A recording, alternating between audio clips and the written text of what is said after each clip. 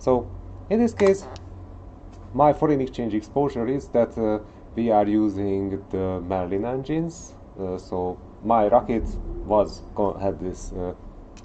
I hope that it was constructed this way. So let's check it.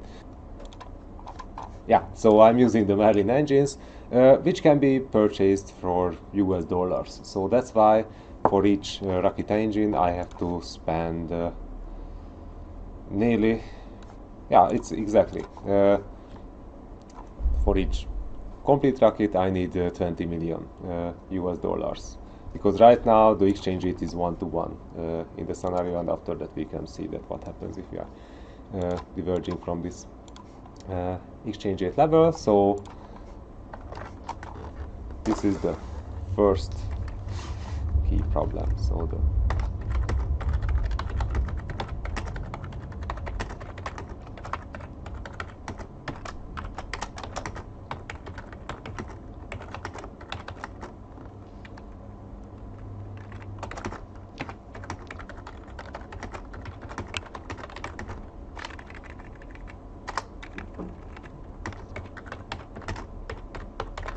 So 80 million US dollar for the first stage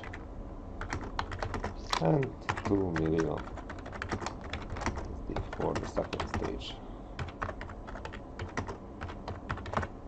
It was funny because I was thinking, many people also, that now SpaceX is not developing the Falcon 9 platform and the Merlin 1Ds, so they are using the Block 4 or 5 configuration in the last 4 years without any changes. So they are just launching and then reusing the first stages, and who cares. And this weekend they debuted a second stage where the engine nozzle, I think 1/3 was cut off. So it was way shorter in the second stage, because they were saying that okay, they were just launching some CubeSats, a lot of, so nearly 100 small sets were launched at that time in Transporter 7 mission, but they were saying that they don't need such performance, so because the size of the engine nozzle can increase the efficiency of the engine in vacuum environment. And practically once they were able to cut it off, they were able to spare some funds. Nobody knows how much money was actually spared, but on the other hand it's reasonable, because nowadays they must manufacture mostly the second stages because they are not able to recover it. So most of their production line must be full of second stages. So sometimes if they are able to cut some millions here and there, it still can improve the profitability of the platform. Just it was surprising that they are still working on this. But we will use the original one, not the punctuated, or yeah, this is maybe the correct term. So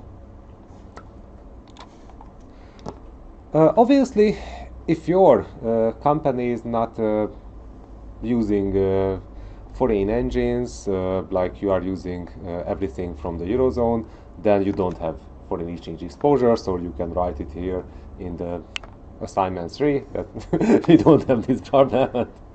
And ta-da! And the problem. But obviously I had to create this issue for myself, because in this case I can show you how we can deal with foreign exchange exposure. So problem summary is this one. So therefore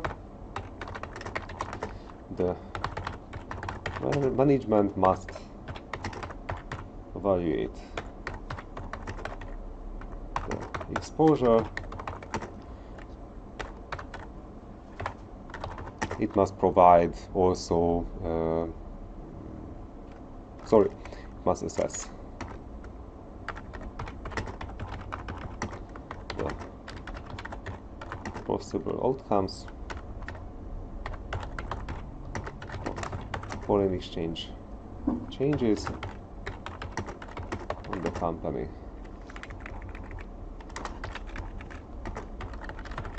And shall provide, should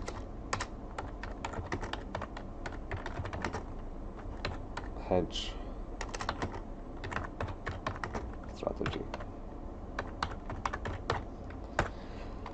Okay, so we have a simple job here because now we should have the following steps. So first of all, if we have any kind of foreign exchange exposure, then practically we have to see that is this significant or not. So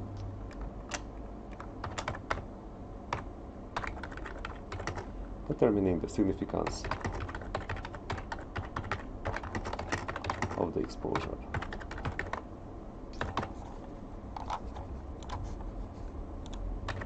Okay, so first of all we have to do this. Because if it's completely marginal, so we should see that, okay, how much money from the annual profit is affected, and things like this.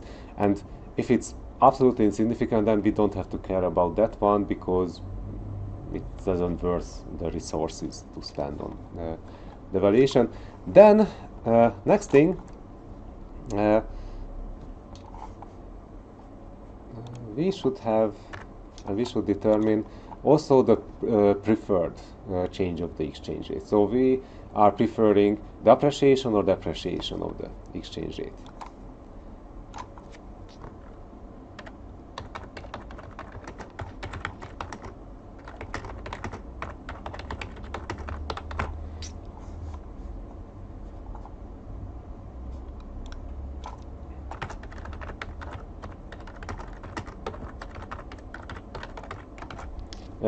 Obviously, because I'm importing goods right now, so I prefer appreciation of the currency. So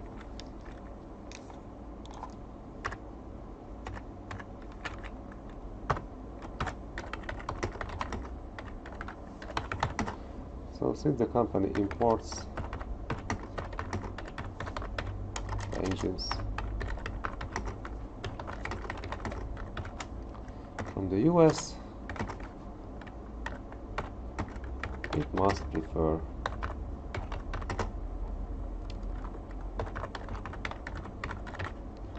depreciation. And still we can say that, yeah, but if I'm collecting revenues also in US dollars, then practically I can balance this out. So if I start to billing in the same amount of money in US dollars and I can collect this, then also right now I can neutralize the entire exposure. So we don't have to go forward, but what happens if we are not able to do that? Obviously, we need forecast. So forecast to see that what is likely.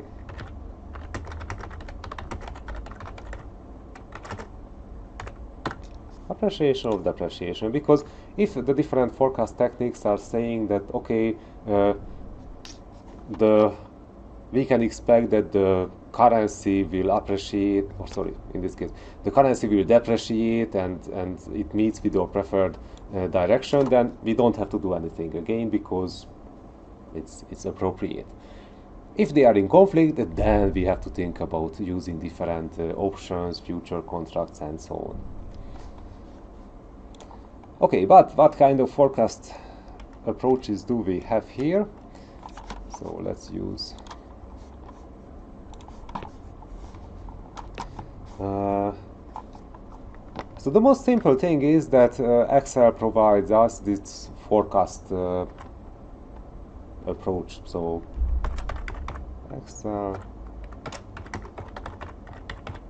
they have this really stupid forecasting data, but let's be more sophisticated. So let's say that so we can have two different approach in any kind of data analysis. If we are talking about financial data, so is the market efficient or not efficient? Because if the market is efficient, then the data contains all the information. So that's why if I'm just forecasting the exchange rate itself by its own data, then it can be appropriate. If the market is not efficient, then we can say that, okay, but we should add also additional variables because they have an influence on the exchange rate. So that's why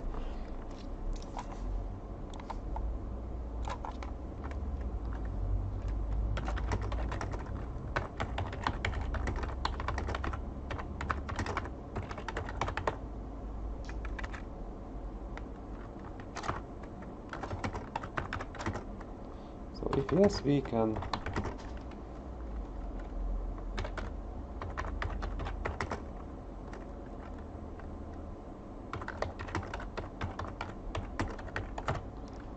it's itself only. If no,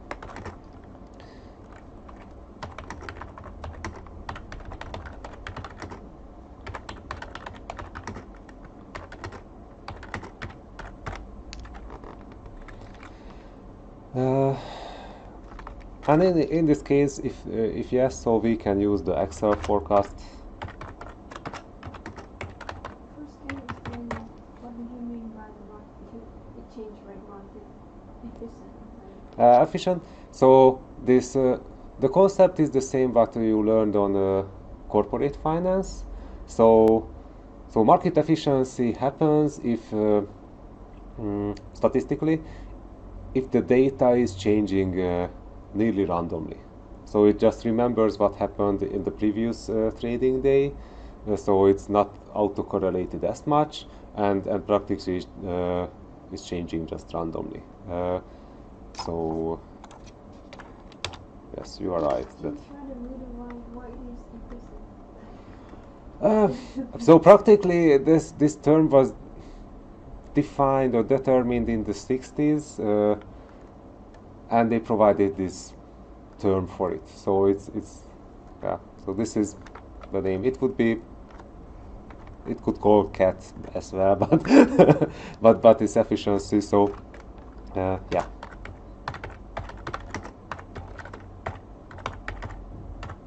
So financial efficiency is that the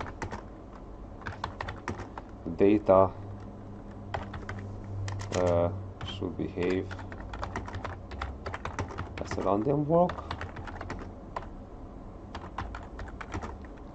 where it is affected only by its previous value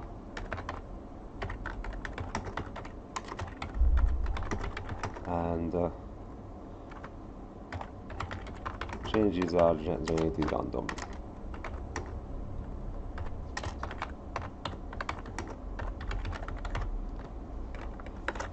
So it looks like that if I'm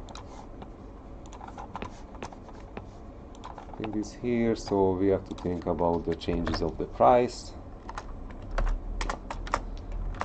in time t, and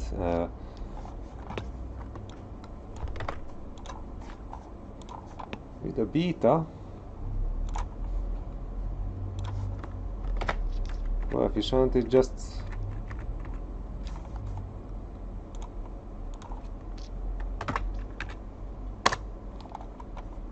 so it depends from yesterday's value, but also we need to add some random changes, so there will be some noise.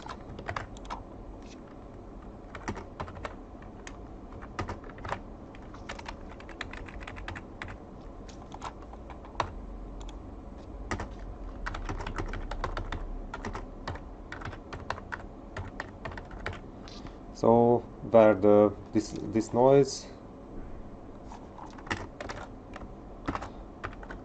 sometimes it's referred as noise, sometimes it's referred as shock, sometimes it's referred as innovation. And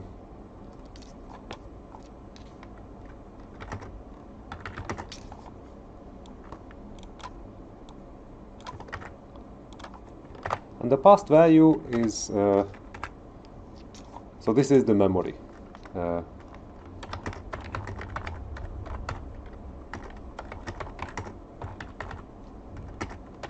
So we are statistically we are calling this non-regressive part.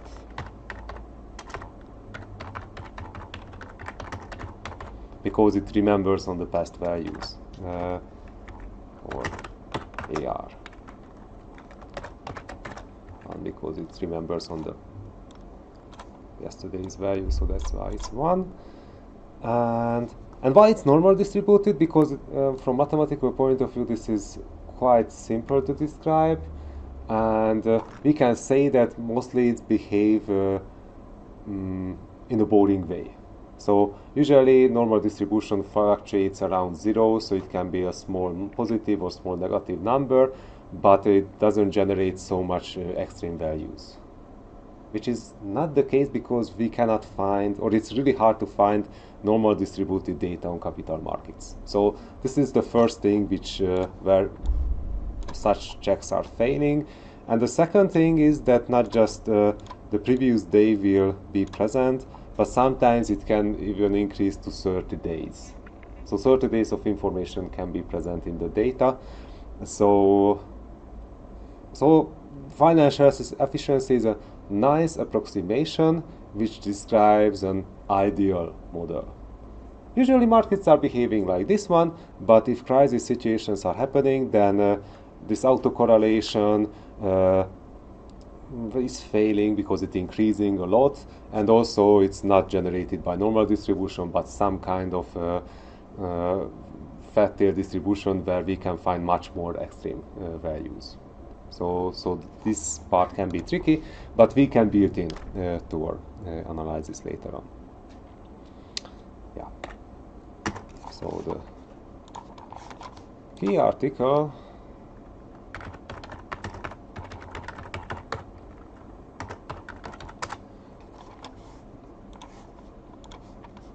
efficient market hypothesis, just yeah.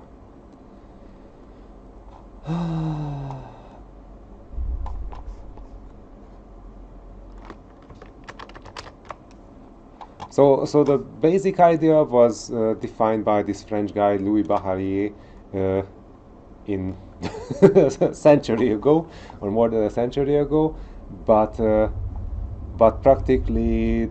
So what is an application of this? So the application, the entire corporate finance, what you learned was based on this assumption, because in this case you were able to create nice models. And when we are trying to extend this and make it closer to the reality, then this is where the ugly things starting to appear. And that's why I will show you different techniques today. So not just focusing on this basic stuff. So, and if I remember, because one part of my PhD, or most of my PhD thesis was completely about that, what happens if we are not able to meet these requirements, because it's really easy to criticize, but after that creating coherent models, it's another thing which can be as good as they are. Yeah, this is the paper that I'm looking for. So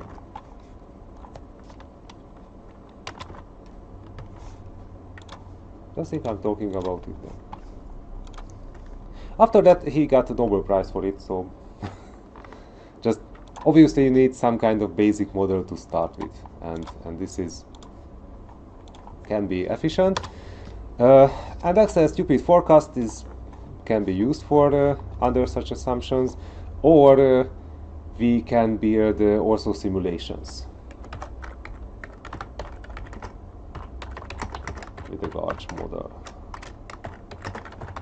But in this case, we can build in additional features, so we can see that, okay, what is happening if this is not normal distributed, but we cannot extend the distributions, or what is happening when the memory is not just one day, but we can extend it as well. So this one is much more sophisticated than this thing what Excel can provide us. And of course, if no, then we can build a macro model.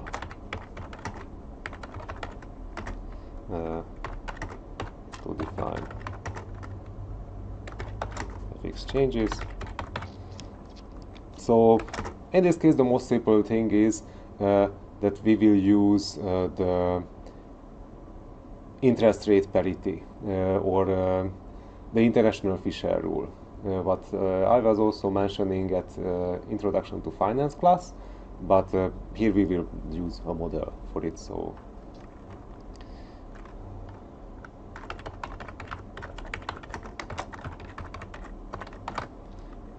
Fisher rule,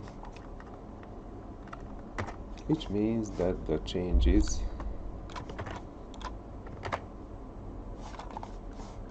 of the price will be determined also by,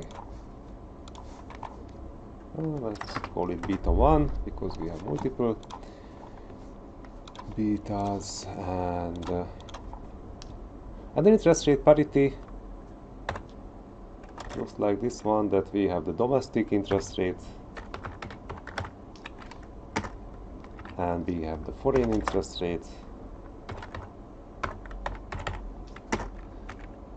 and this part would be just the interest rate parity, but obviously if we have inflation, then we should add also inflation differences. So that's why not just the R but the P must be included.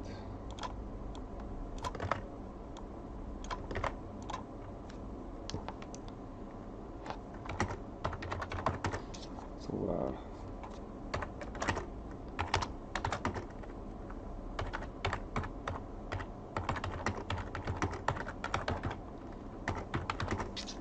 and this inflation.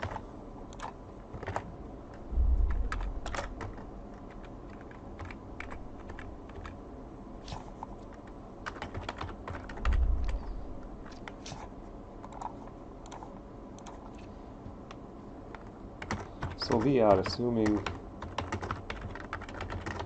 that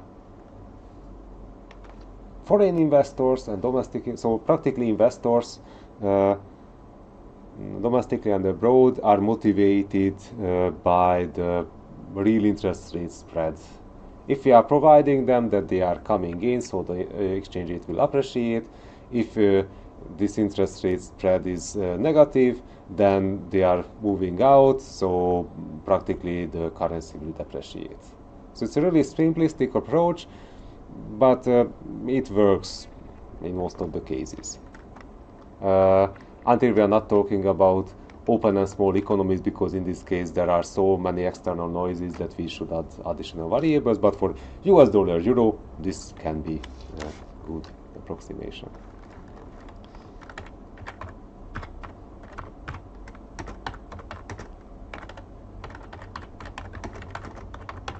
Real interest spreads. Okay, so this is the forecast part, and after that we have the hedge, different hedging strategies. So in this case it's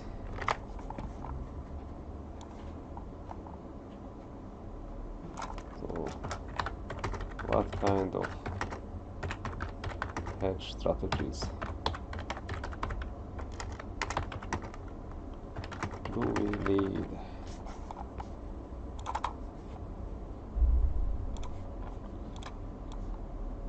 So one option is no hedge, that we are not doing anything, just we are happy. So this is the case when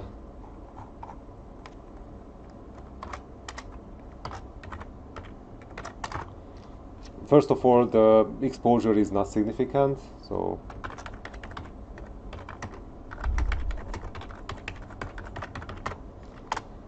the other option is when we are preferring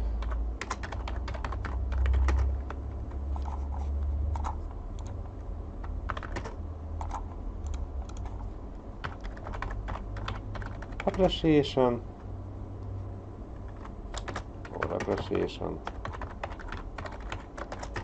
and the forecast suggests also an appreciation or depreciation. In this case, we don't have to do anything because we can say that not significant at all.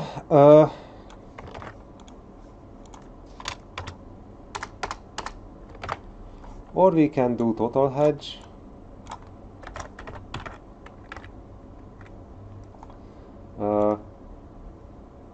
In this case, obviously, when the first two conditions are failing, so we can buy currency options to cover the risk of exchange rate changes.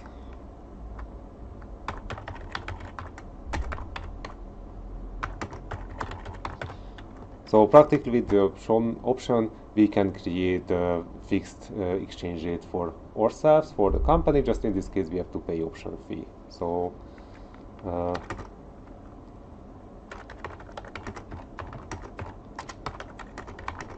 option fee will be the price of. Is it options like when you can buy or sell at a predetermined price? Yes, indeed. Terms of safety.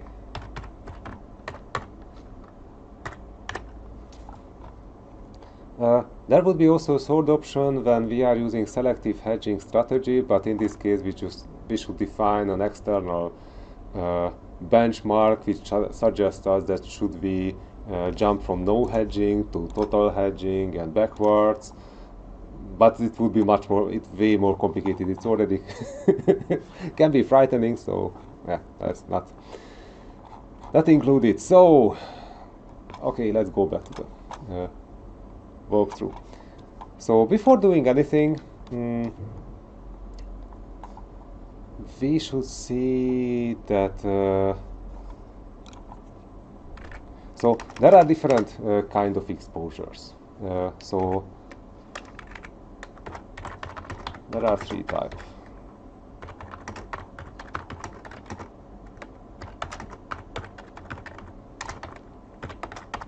So we will work with the transactional exposure. So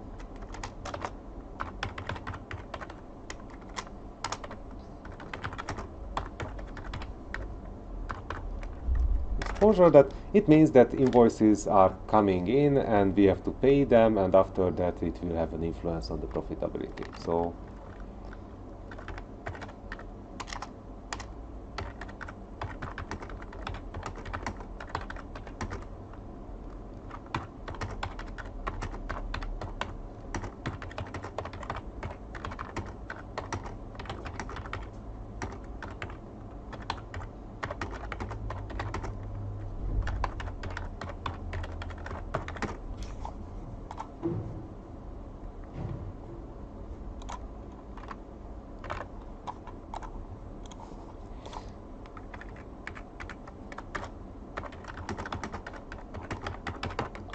okay, so this is all case, but there can be also translational exposure when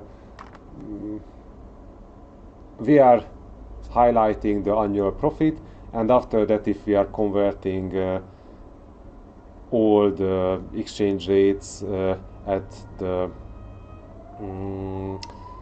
reporting days exchange rate, then it can bias everything, but practically this is just affecting the report but not generating additional expenditures for the company. So for example, once Japanese yen was depreciating in 2013, and Toyota's foreign revenues were increasing by 10%. So that's why Toyota's share pricing were also increasing by 10%, but they were doing nothing at all. Just on the reporting day, they had this exchange rate, and after that they were lucky. So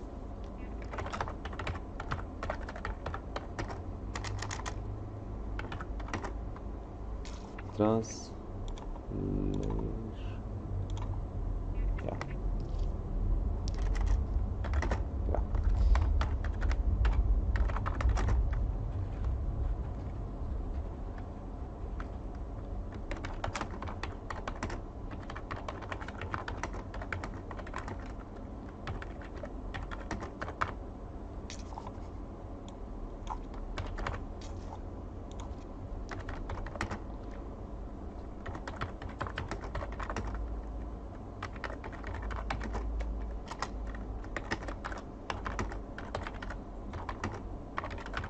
So we will ignore this part. And practically in the case study, transactional and translational exposure are highly mixed because we can see only at the end of the year what happens. So that's why I don't want to distinguish them. And the last one is economic exposure. So in this case, this is a broad thing. So how our competitors and how the whole market, how the clients are affected by foreign exchange rate changes and how it have a feedback on the company. So this is a broad. So our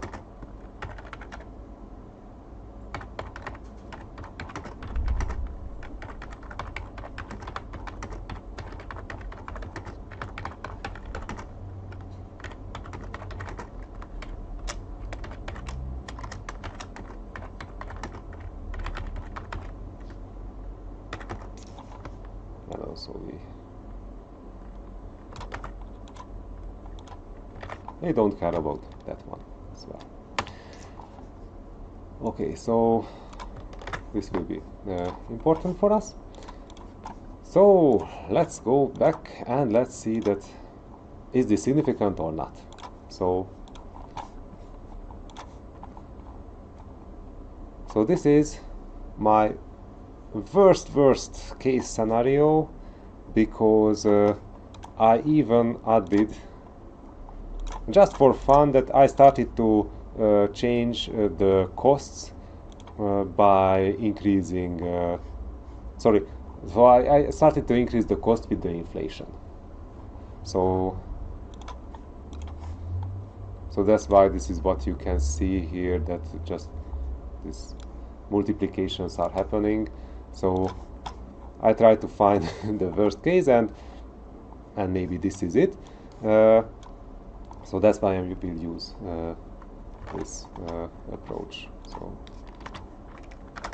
I will use the worst case bond funding scenario, and the assumption that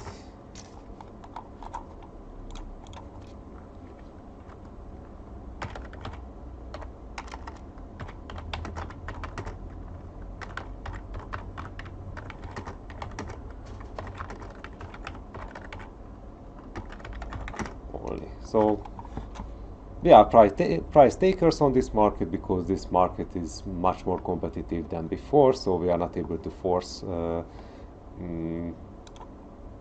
the revenue increases on our clients. So that's why we are. So this is, I think, the worst case where a company can be.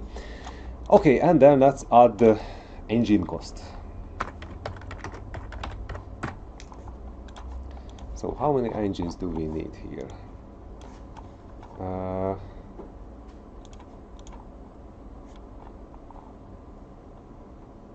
Okay.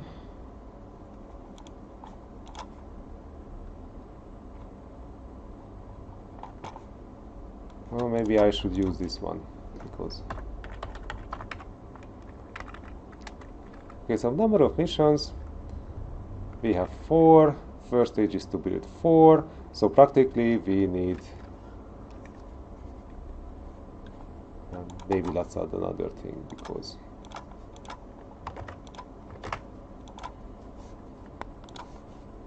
engines first stage, second stage,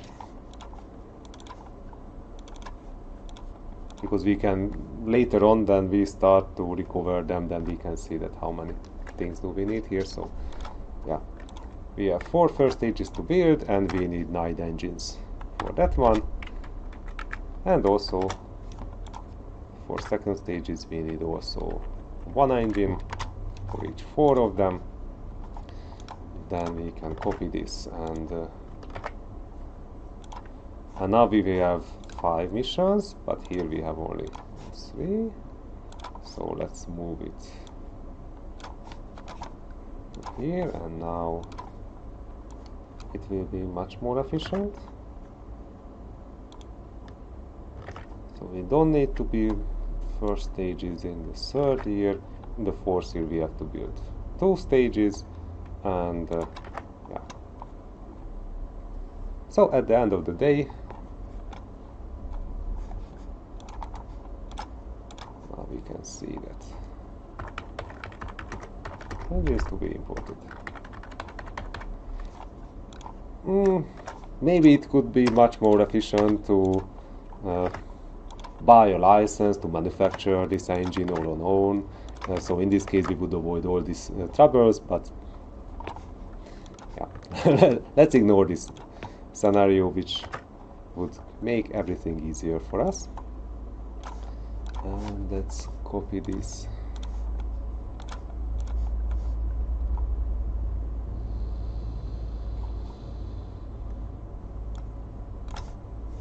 How did you create? I know why. So again, I should not just copy them and paste them, but also I should paste in the values. Okay, so again, paste in value, transpose, and okay. Now,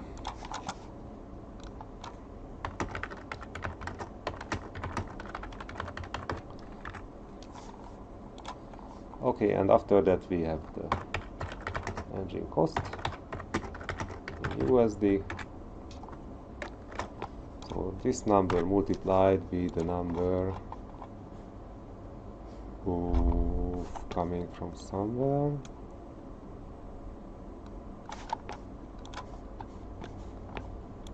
Where did we import it? Yeah, it's just 2. Okay.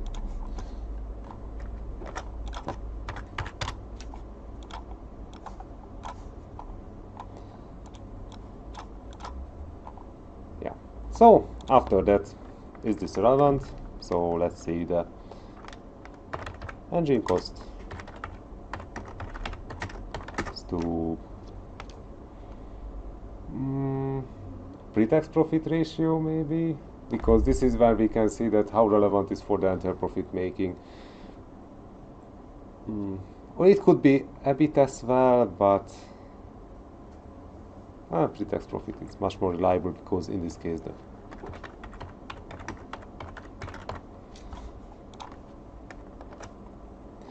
and this is in million euros, this is also in million euros, so we are not messing up.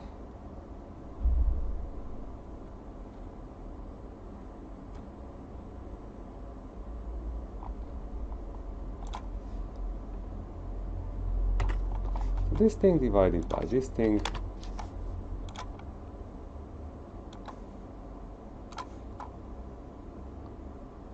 So, and this is practically, let's use them as percentage. So we cannot say that this is insignificant.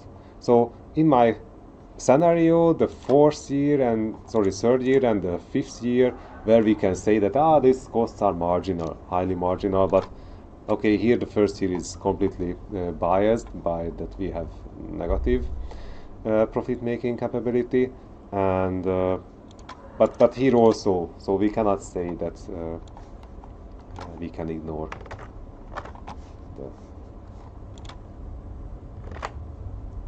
the exposure. So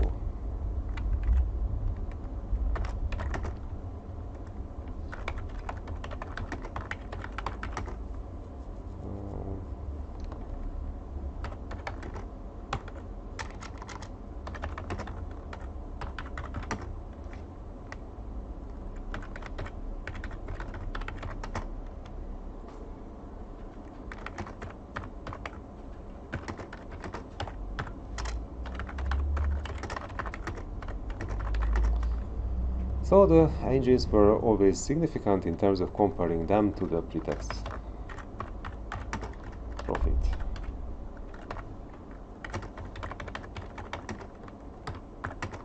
We should do something.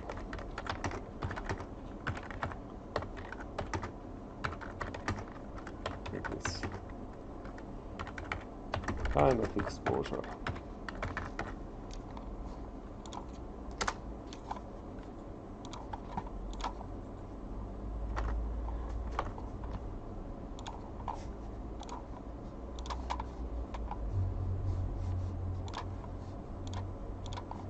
Still there can be approaches when you can say that it's not necessary to deal with them, but in my case, because my launch number is so small that it can be significant. So if you are increasing the launch cadence, then these numbers can go down and smooth sooner or later, but at least it's highlighted. This is a thing and we should deal with it. So, determining the preferred change of the exchange rate, obviously we are importing, so we prefer depreciation, so that's why it's quite clear. And after that, forecasting. So, Excel's forecast.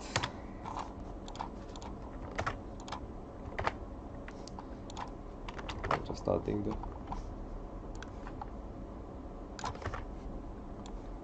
later.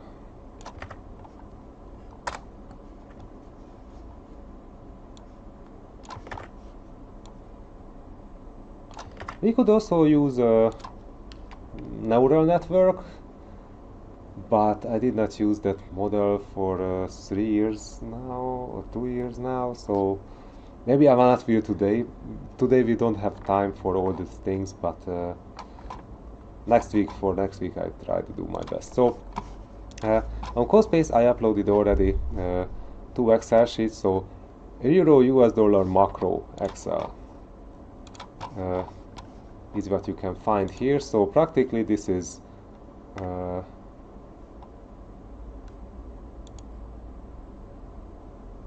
how did I compile this? Okay, so this is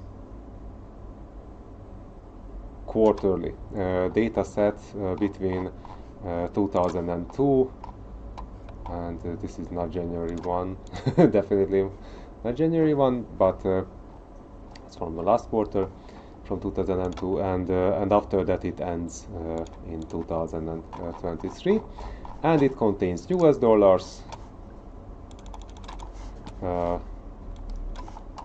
inflation in the Eurozone, in the US, and also the reason why we are using 10-year government bond yields, because they are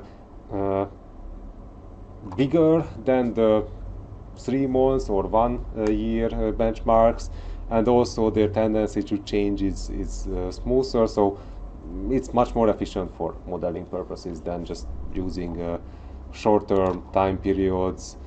And also the reason is why it's not corporate bond, because we can find the same thing in both countries, so it's, for modeling is better. Also that is GDP, because why not? But I think I abandoned the idea to use them because they were not working at all when I tried to build them in the new model. So this is why we are using them. And what is? Yeah, this is the currency-based web, which can define the scarcity of liquidity in US dollars abroad, so in this case in terms of euro, and if this is negative, then it means that there is a scarcity for US dollars, and if it's highly negative, then it means that the scarcity is enormous. But we are not using this benchmark, just it's included in the data set. Okay, so let's create a nice graph because we like graphicons.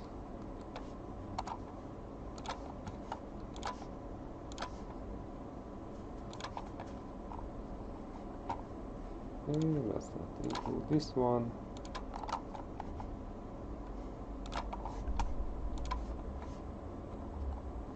Okay, so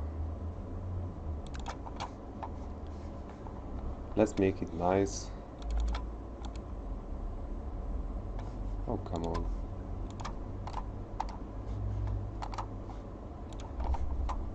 Yeah, so it should be fluctuate between 0.8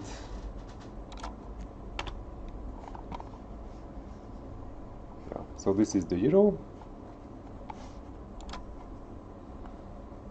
Not this one.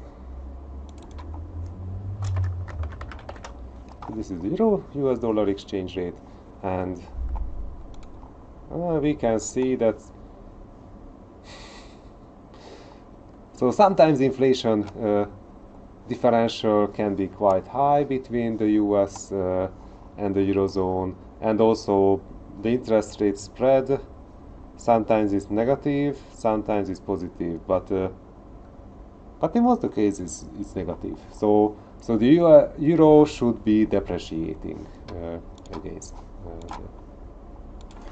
the US dollar, what we can see here.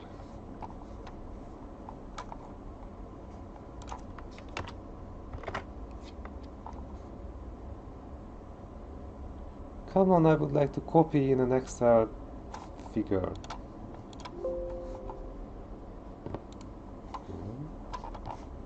Save it. Now it was copied in. Okay.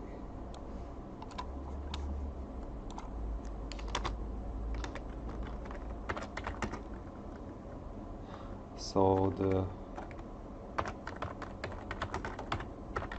Eurozone mostly provides negative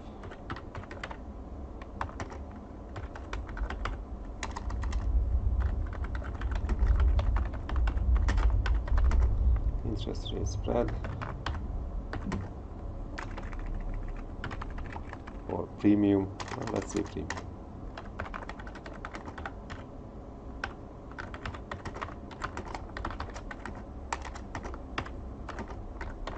It's supposed to, or it should.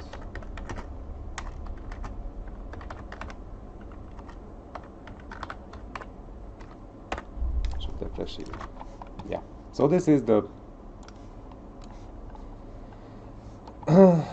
simple assumption, and in case of Excel, today I tried to turn on the English mode, but somehow it was not available. So, but if we are using any kind of Excel, we just have to highlight the date and the numbers, and maybe not highlight the missing data because Excel did not like this, and then dates, forecasts, and after that you can see that it will generate something like this. So this is this will generate a forecast created somehow by Excel. So it's some kind of approximation that how the data should look like. So this is the confidence interval, and until this line is inside the confidence interval, then this is significant. But so I showed it to you because this is the easiest way. I doesn't like it at all, but yeah. So I should show it because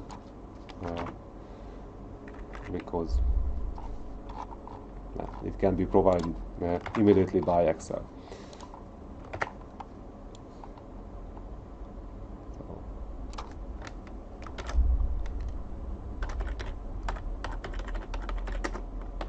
So highlighting the date and data.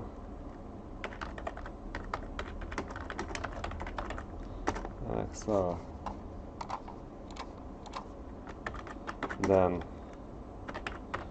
in data menu,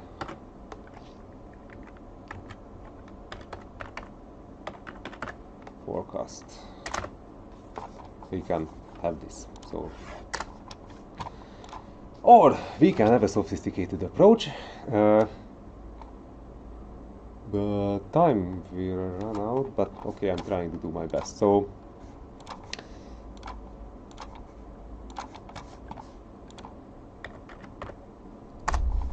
in this case we need MATLAB, and in the GARCH model practically we are expecting the following things. So we are assuming that volatility remembers its past values.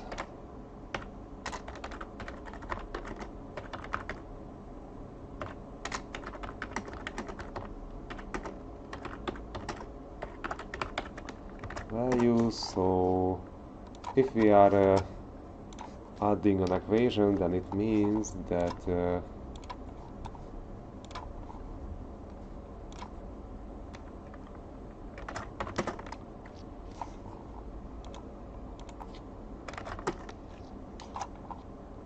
this thing, but it's on squares.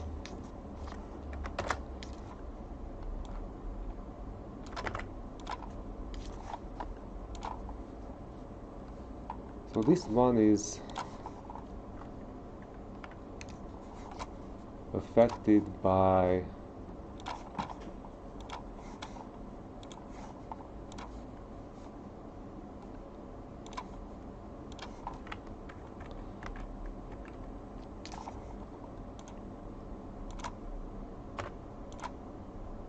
again some random data, but usually the importance of this random data is 10%, sometimes it's 20%, but usually it's 10. So and the rest of this changes in the volatility of right now the exchange rate will come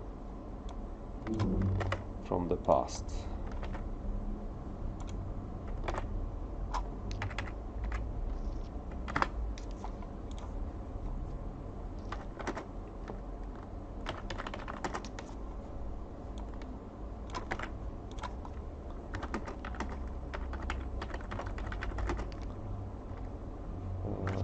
Yeah. Well, this thing is a conditional variance. So the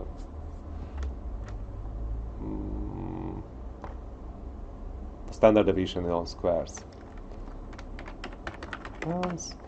And on day t. It's a really good thing because this model will provide us for each day, or if we will work with quarterly data. Oh, we will work with quarterly data. It will be ugly. But there's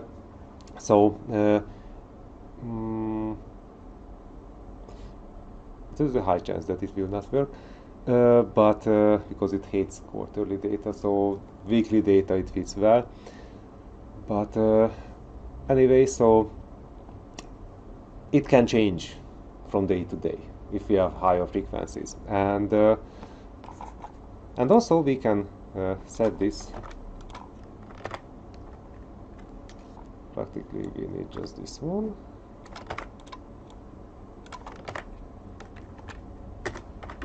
Can be a normal distribution, or maybe use student T.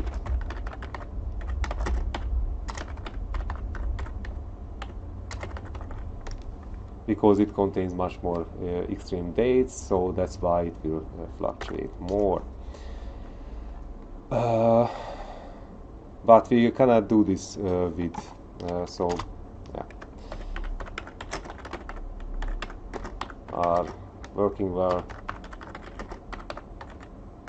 on daily or weekly data.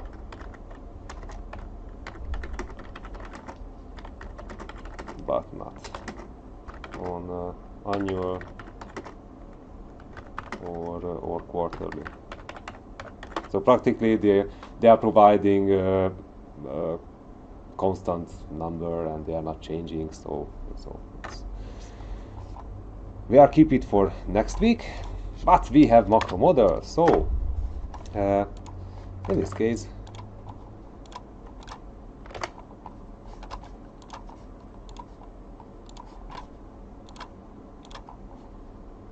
oh, come on, I would like to put the bullet point here.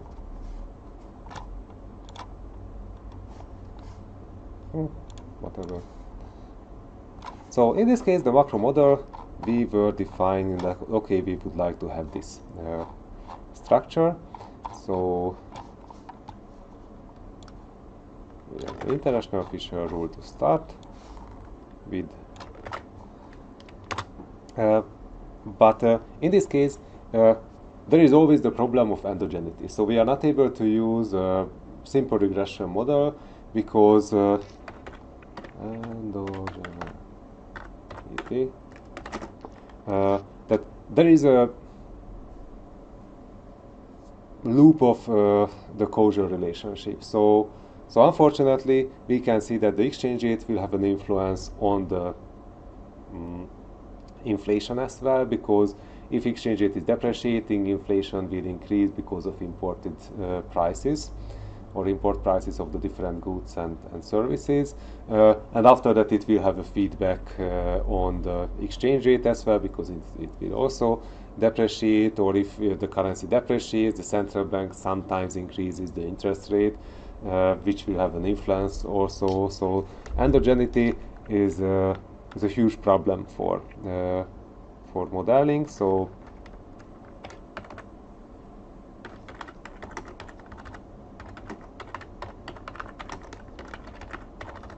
inflation and exchange rate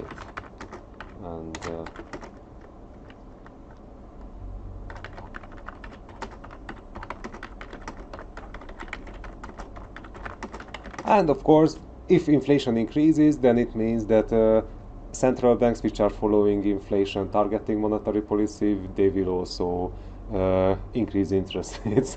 So practically all the three variables have an influence on each other. Inflation and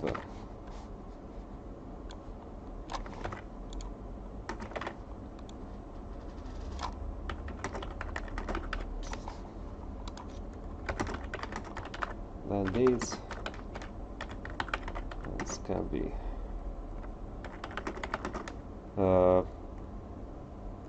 what is, so it happened at the same time, contemporaneous or something like this. So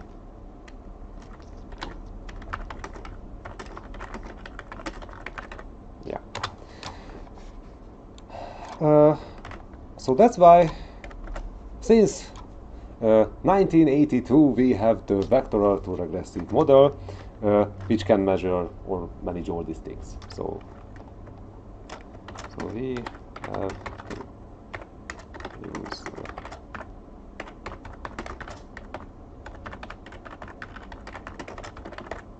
model which will manage this, and we can do it quite easily. We can do it in Gretel, and we can do it also in eViews.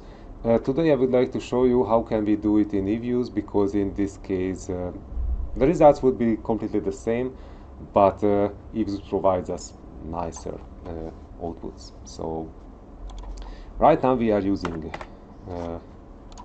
eViews for research purposes, because this is how the license is defined. And where is my Excel sheet?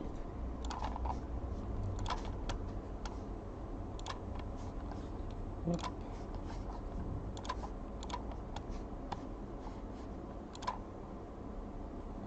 Forecast row data.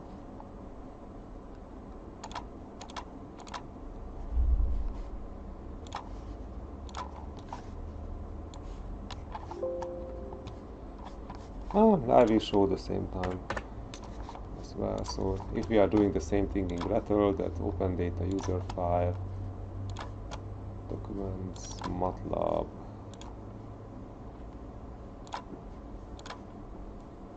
XLSX, open forecast row data, yes, time series forward, quarterly forward, 2002 fourth quarter forward. Yep. So now we have both the things, and in Gretel it has a nice and quite simple surface, but we need one more thing, that regressions require first differentials, because it will provide us stationary data. So otherwise any regression would be completely biased. So I don't want to talk about the econometric consequences, but it would we would have really nice results, just at the same time it would be rubbish. So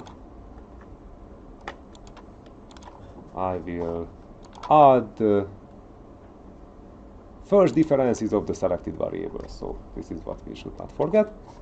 And after that, in the model, multivariate time series, vector autoregression. And in this case, we have to think about that what is the causal relationship between them, because in a simple regression, we just would add everything, and what we would like to analyze, it would be on top, as you learned on statistics. But here we have to define that where the shocks are coming from. So mostly we can say that inflation is defined by the imbalances between the aggregated demand and supply. So this is defined by the overall state of the economy, and then sovereign spreads, so interest rates will react on inflation because we have two central banks which have targeting inflation in their monetary policy. And at the end of the day, the US dollar euro exchange rate will react on this. So that's why we have this structure here. And also, I added these recession dummies, which are one if they are in recession in the Eurozone or in the US. This is coming from a database, and after that we just have to hit OK. No. OK, let's hit OK. And still have to do one thing, that we need sampling. So first of all, I cannot run it until the end because obviously there is no data for this time period. And the other thing is that if so this time series ends in 2022. So we have overall 81 observations. But so we need a training database. Usually literature says that 90%, sometimes they are saying 80% of the data should be there to create the model, and after that a test database to see the accuracy.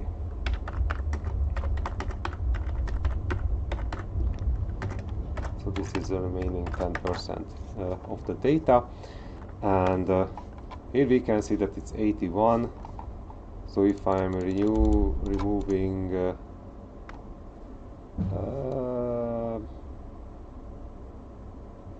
so let's cut it back down to 2020 fourth quarter of years, because I would like to maintain at least the first year of COVID, and still the problem will be that inflation will be not on the menu.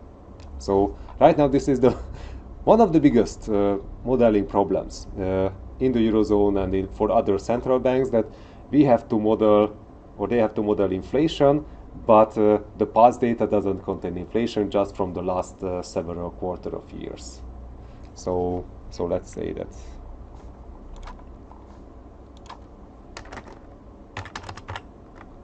Q4 until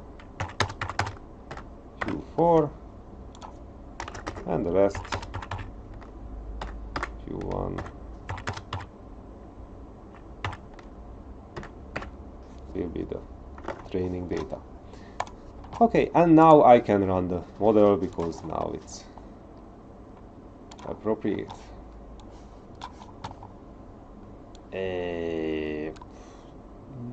Yeah, I have to go down.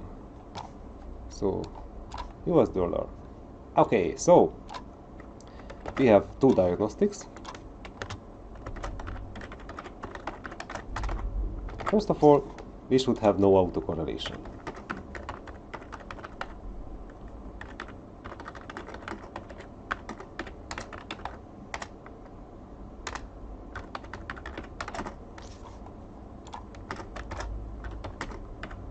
It should be between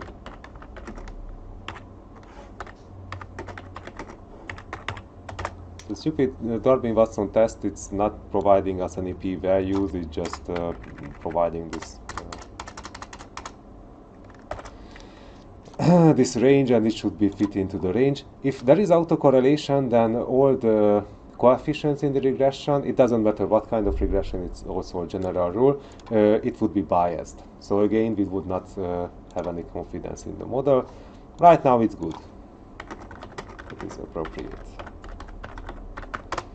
Then, if we have to run any kind of forecast in the regression, then still normality of the residuals, oh my god, they should be above 0.05, which is not the case here.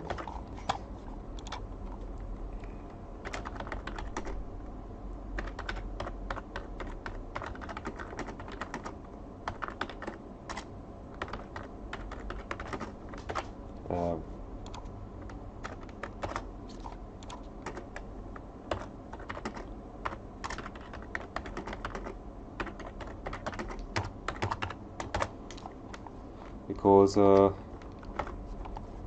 if we don't have this, then it means that there are a lot of extreme movements and we did not manage them, so we cannot use this one. So let's pre-specify it. So if we are working with quarter of years, we are always start with 4 quarter of years, and 4 quarter of years past data is included into the model, and we are thinking it's enough.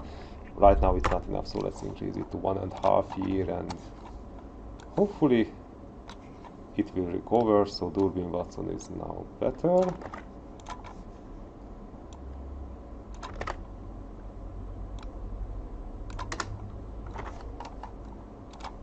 No.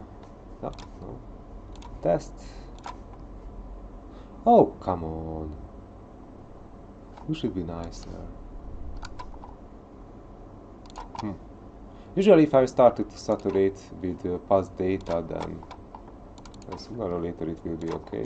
So last attempt. Now it's good.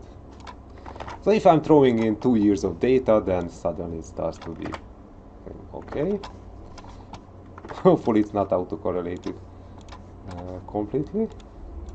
So let's check the other.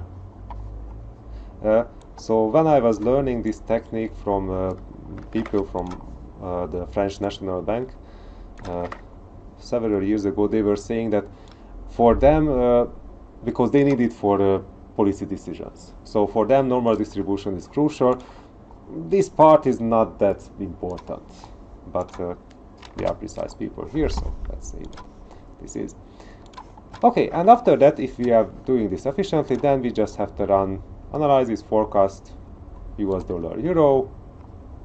Then it immediately sees the forecast range. And let's show fitted values for pre-forecast range, and let's reduce confidence interval to 68, because this is much more preferred by central banks as well. And this is the forecast.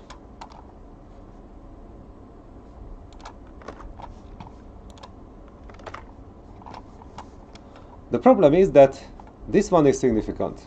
So if the error bar, so these lines, have the same sign, so this is positive, and also the forecasted value is positive, then this is significant.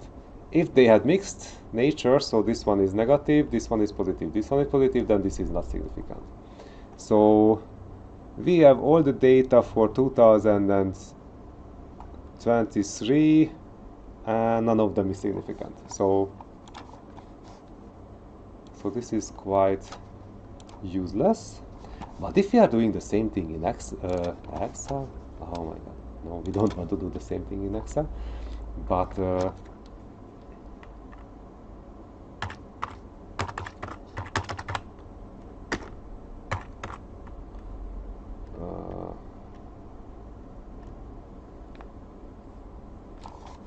what was the date?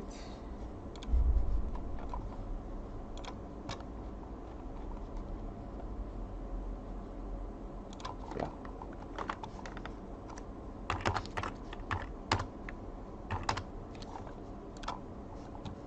Yeah, so I did that one. Then quick estimate var the we had inflation gap,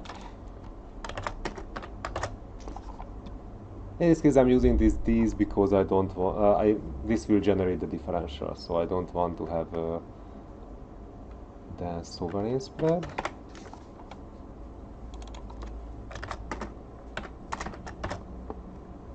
And the last thing is Euro USD, and then we have the recession. Eurozone, recession, US. Obviously you don't have to do it at home, it's just to show you that how can we do this. And also already we know that we need 8 quarter of years for past data, so we don't want to deal with that one. So at the end of the day the test will be the same. Okay, it's using Jagbara test instead of the other test, but its probability is good. Autocorrelation 4.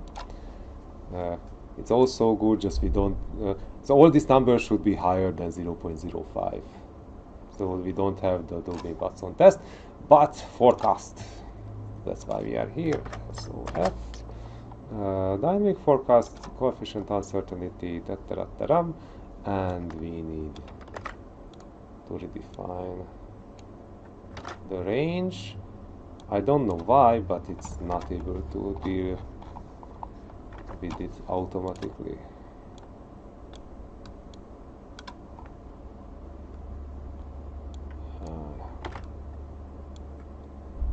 Three?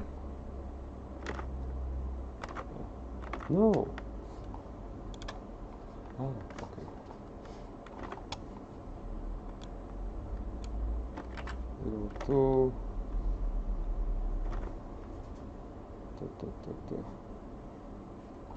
Okay. Okay. And why it's not aligned? Whatever. So in this case, it provides us. So this is not at the level of financial. So let's delete this one because we've used.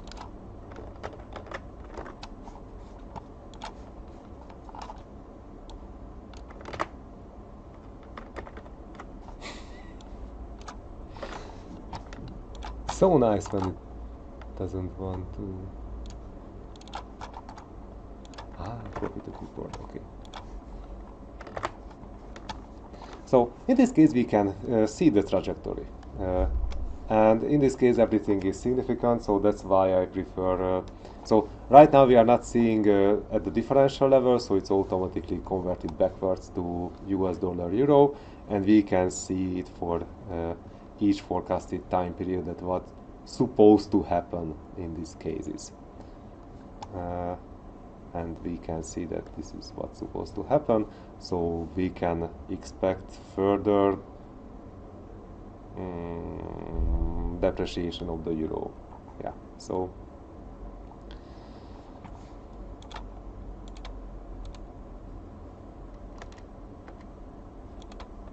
what was this 5?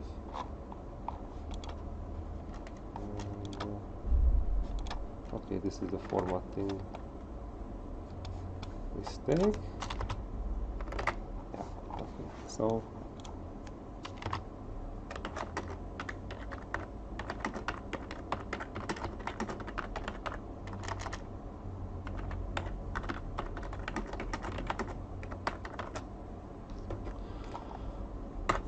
which is sad news for us, so because we would like to avoid this situation. No! Appreciation. Yeah. We are importing, so appreciation is a good thing for us. Yeah. So this is the terrible news. So that's why next week we will see how can we use GARCH models, and also how can we use options for computation, and then practically what will happen that we will see that hedge expenditures will land here, and we will see that, okay, if we are doing nothing, this is what happens, but if we are doing hedging as well, then what will be the influence on the profitability? Now we are in a safe scenario. Okay. So, do you have any question? I think it was quite intense, but I want to show you as many things as possible. That I mean, the track thing and all the kind of podcasts is like kind of new to us. so practically, I'm teaching this at the IDEM master program for nearly semester. So we have an entire international financial management and also risk management class, where we can go through everything. Right now, I would like to show you this glimpse that, okay, if you are working on this territory in finance, in any company, then I'm working internship in a finance company, so yeah. something can relate. I mean, it can relate to it somehow. Okay, so it's good. So this is how things should happen. Okay, it can depend from company to company which model is preferred, but that's why I'm trying to show you as many things as possible, because in real life these things are happening mostly this way, and this is much more nicer than just say that, oh, let's use options and then no cares, because these steps are the logical steps. So in the last week of the semester, we need to present all the process. Yes. Yeah. So we have to combine all the 3 assignments together in one presentation. But next week we will have time also to build up this final presentation, because how the schedule looks like. And also, okay, we have 2 weeks to work with, because after that, this is the final presentations week, so we have still 2 weeks, which is good for me as well, because I don't have to run so fast. But I will show you also that how this presentation should look like. So there will be a template for that one as well, because you don't have to put everything into this presentation, just to show us that how value of the company can change, and also how probability of default will react on all of